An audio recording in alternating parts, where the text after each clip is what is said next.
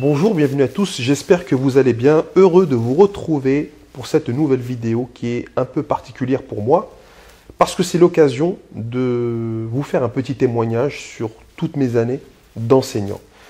Donc comme plusieurs personnes le savent, j'ai été enseignant et j'ai travaillé dans l'éducation pendant plus de 16 ans, dont plus de 12 passés dans l'enseignement.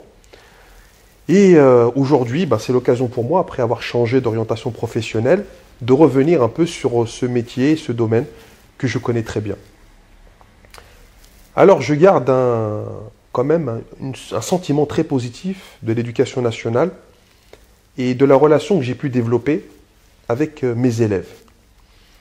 Le métier d'enseignant est un métier humain. Humain, mais ce n'est pas n'importe quel métier parce que nous sommes au contact des enfants et de l'avenir de la société. C'est les enseignants qui s'occupent de préparer les enfants à affronter le futur et d'en faire des futurs citoyens avec un minimum d'intellect et de compétences, de savoir, etc.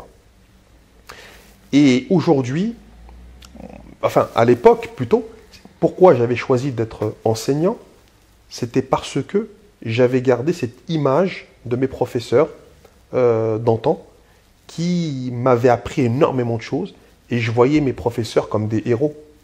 Et je voulais moi aussi devenir un héros pour des enfants et susciter en eux des vocations, leur faire découvrir des choses qu'ils ne connaissent pas, les aider à évoluer et à s'épanouir. Voilà, le mot c'est s'épanouir. C'est pas simplement par l'aspect technique de l'enseignement, parce que peut-être un professeur de français qui donne des aspects techniques, un professeur de mathématiques qui donne des aspects techniques, un professeur de structure métallique qui donne des aspects techniques.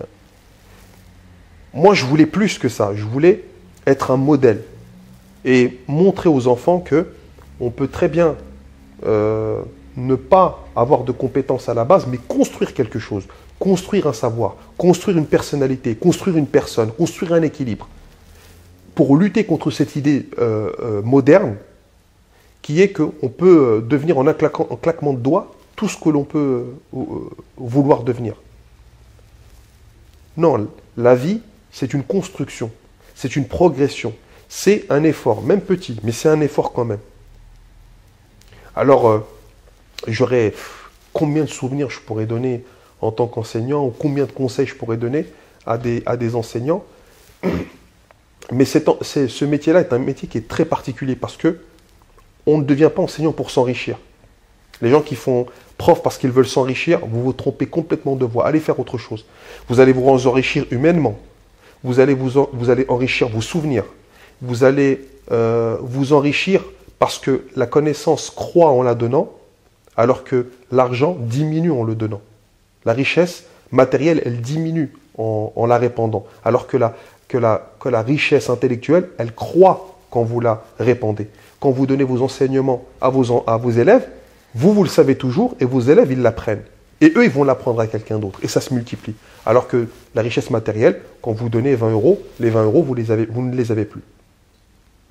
Et cette richesse que vous avez, eh bien, elle augmente même. Parce que quand vous enseignez des choses que vous connaissez aux gens, vous en apprenez davantage sur l'être humain.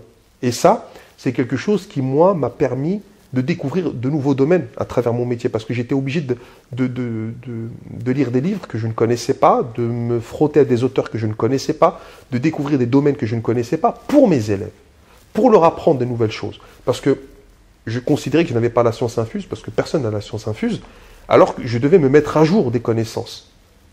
Et je devais comprendre aussi comment mes élèves vivaient. Donc j'ai dû regarder des films ou des feuilletons ou des séries, au moins un petit peu, pour me faire une idée de ce qu'il y avait dans leur tête, pour me comprendre leur monde. Et partir de leur monde pour le tirer vers le mien, vers mon univers à moi, vers le savoir et la connaissance. Ça ne veut pas dire que moi je passe mon temps dans l'univers et la connaissance, mais ça veut dire que eux n'y étaient pas et que moi j'étais dans un certain niveau et je voulais qu'au moins ils atteignent mon niveau à moi et que je veux au bout du compte qu'ils dépassent. Parce que le prof, il est heureux quand l'élève l'a dépassé et qu'il est beaucoup meilleur que lui. C'est ça qui est important. Alors je garde aussi de nombreux souvenirs de mes collègues qui étaient des gens extraordinaires. Pas tous, il y avait des imbéciles, il y avait des prétentieux, il y avait des racistes, il y avait des êtres humains, quoi. Voilà. Donc, tout ce qu'on trouve partout. Voilà.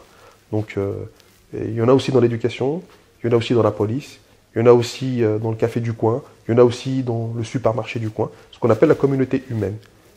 Mais on avait ce point commun de vouloir faire évoluer les élèves. Et qu'un professeur n'est qu'un élève évolué lui-même. Et que le premier élève, c'est le professeur lui-même. Moi, j'ai voulu devenir professeur parce que je ne voulais pas quitter l'école. J'avais été tellement heureux à l'école que je ne voulais pas quitter l'école. Alors j'ai quand même quitté l'école. Parce que mon premier métier, ce n'était pas enseignant. Mais ça m'a pris 2 ans. Puis, ça m'a pris 2 ans pour bosser. Ensuite, après, j'ai refait des études pour devenir enseignant plus tard. Dans mon domaine qui était l'histoire, géographie et le français. Voilà, j'étais professeur d'histoire-géographie et de français. Voilà, donc là, c'est juste un... Si je devais dire un mot à ceux qui veulent devenir enseignants, c'est que si vous voulez devenir enseignant, apprenez à vous connaître vous-même avant de vous occuper des autres. Apprenez à vous connaître vous-même avant de vous occuper des autres. Parce que le monde, vous le comprendrez mieux, on le comprendra mieux quand on se sera recentré sur nous-mêmes. Le monde, il est en nous-mêmes, en fait. Les émotions, les rêves, tout cela, toutes ces choses-là, au lieu de croire que tout est à l'extérieur, eh bien, c'est quand on aura bien exploité l'intérieur qu'on pourra se confronter à l'extérieur, surtout quand on a des élèves et des jeunes, parce que c'est une grande responsabilité. En tout cas, ce sont les quelques mots que je voulais vous dire. Bien sûr, je pense que je ferai une vidéo beaucoup plus longue sur ce sujet-là, parce que ça mérite quand même de donner plus de choses.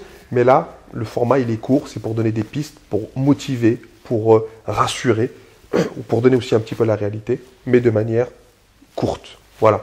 Donc, n'hésitez pas à mettre dans les commentaires si vous voulez devenir professeur, quelles sont vos angoisses, ou au contraire, quelles sont vos motivations, qu'est-ce qui vous motive, qu'est-ce que vous allez changer quand vous allez devenir prof. Parce que si vous ne comptez rien changer, ce n'est pas le métier qu'il faut faire. Mais si vous voulez changer, dites-moi ce que vous voulez changer dans les commentaires. Abonnez-vous à ma chaîne YouTube et je vous dis à bientôt pour une prochaine vidéo.